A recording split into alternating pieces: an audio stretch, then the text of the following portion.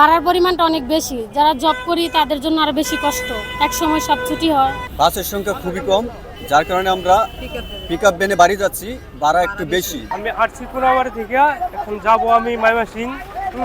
কোনাবাড়িতে কোনো যানজট পাই নাই, এখানে আইসা গাড়ির জন্য অপেক্ষায় আছি, যানজট দেখি না। এখান থেকে ময়মনসিংহে ভাড়া 150 টাকা, নর্মালি ভাড়া 150 টাকার ভাড়া 300 টাকা ডাবল। গাজীপুর চৌরাস্তা থেকে নেত্রকোনা যাব, সেখানে ভাড়া ইচ্ছারা হয়েছে আপনার 250 টাকা, এখন বর্তমানে ভাড়া যাচ্ছে 500 টাকা।